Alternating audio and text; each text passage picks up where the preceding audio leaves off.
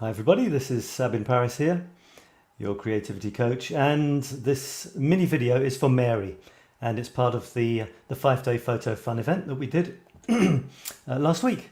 So I'm taking everybody who contributed at least on 3 days, I'm taking 3 of their photographs and saying something I like about them and something that maybe could be improved. I'm going to cheat a bit here because Mary has just signed up for the masterclass, my masterclass starting on Monday, smartphone photography masterclass. Check it out, and I'll tell you how to do that at the end. So Mary, I'm going to actually look at about 5 of your photographs. So let's get right into it. I would hope if I'd shared the screen before starting this. So here we go.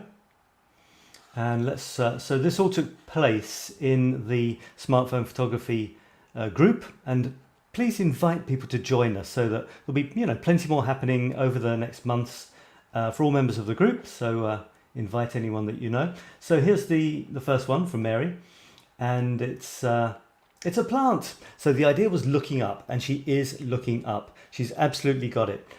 You've probably never seen photographs of flowers next to, on a background of a sky. You just don't. You're almost always looking down at flowers. So that's why this was a great exercise. And Mary, you've absolutely got the point of the exercise. In terms of improving this photograph, it'll be the same for all the comments I make on your photographs in the next 3 minutes or so. We look at it in the masterclass. My comment is, you say difficult to capture the buzzing bees. Absolutely. You didn't have much time. Bees are not going to be there exactly when you want them. I can't see any bees here actually. What I can see is the photographs in the foreground are fuzzy and the ones in the background are sharp. I'm not going to say anything more about that, but the fact that I've said that will get you thinking, and we will definitely address that in the masterclass. Here's the next one. And I really loved this. The theme was 2 colours, 2 contrasting colours. Contrasting but complementary, if there is such a thing. You can, if you like any 2 colours together, then that's fine. But my main thing in photography is, first and foremost, you take a photograph. If you like it, if you like your own photograph, it's great by definition. Anything else from anyone else is just their opinion, and they're welcome to it. Having said that, there are many things you can do to like your own photographs more and more. And then normally others like them better as well. So the idea was 2 colours. You have absolutely got this. There's no doubt about it. There are 2 colours there, and there are 2 colours in the others as well. So there's 3. There's those lovely little blue ones as well. You see, I didn't notice them. So yellow and green, beautiful together. So do I have a comment about these? Well, yes and no. For a start, you've done what I asked. 2 contrasting colours. There's much more green in the bottom one than there is yellow, and yet the yellow is what attracts your attention. The stronger colour that stands out attracts our attention, and it's smaller than the green. Isn't that interesting? Also, in this one actually, the red is more prominent than the green. And so the thing I would say is, what is the point of interest? You've done the choice of 2 colours. That's great. Let's go the extra mile. What can we do to make it not just a bank of yellow flowers on green, not just a bunch of red peppers? What can we do to take that photo to the next level? Otherwise, between you and me, it's a bit like wallpaper. There's no distinguishing feature. There's no thing that straight to the subject. So that's something else. We spent a lot of time on the subject. It's a whole training is on the subject. It might even be a whole week, but with lots of different aspects. Here's the next one, and it was eyes. And it's funny, I've just realised that your 2 eyes photographs are actually exactly the same, except one's a real animal and the other one isn't. Check that out. It's like a giraffe. The eye is in focus and the nose isn't. Great. If there's one thing about eyes in photographs, we expect them to be sharp. Look at this one. This is the one I chose.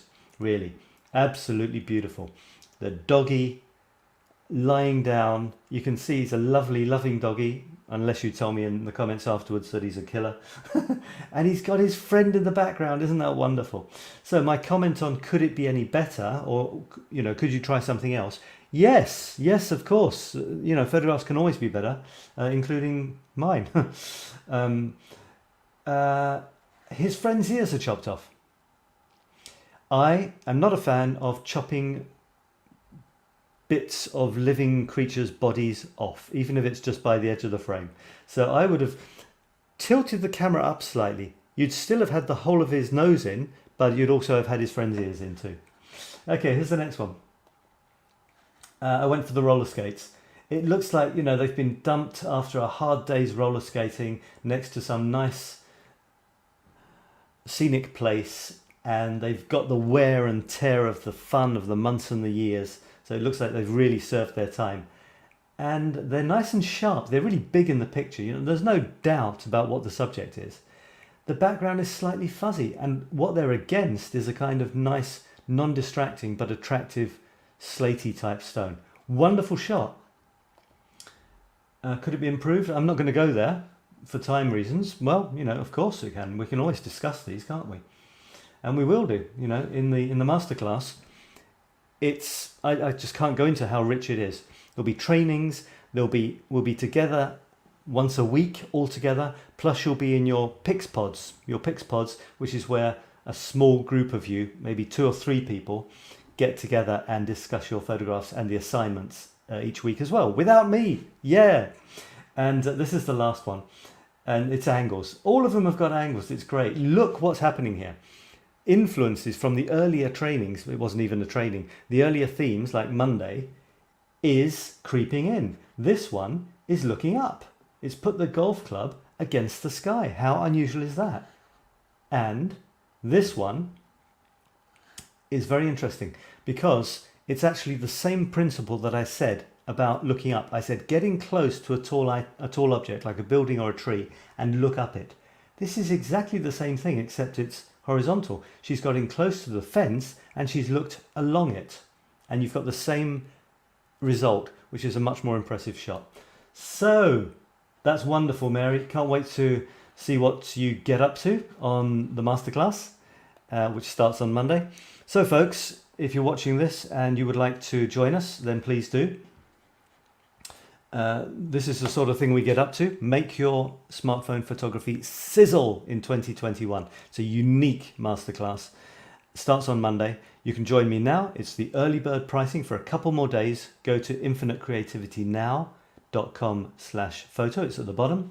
And here's some other images. All of the images in my promotional stuff, of course, are taken by me on my smartphone. Simple as that.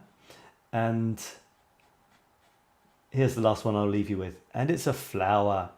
There's so many poppies at the moment, it's ridiculous. Look, he's got a little friend up in there, in the top right there. And yep, early bird pricing. Here is the address one more time. Go to infinitecreativitynow.com/photo. I would love you to join us. We have a wonderful time over the weeks that we are together on this really, really wonderful masterclass with always wonderful people. That's it, folks, and I will see you again soon. Bye for now.